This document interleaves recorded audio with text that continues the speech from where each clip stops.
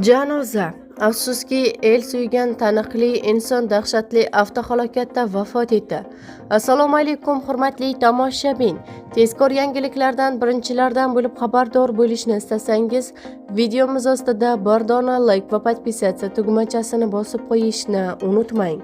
Sirdaryo va Jizzaxda yo'l harakati xavfsizligi patrul avtomobillari piyodalarni urib yubordi.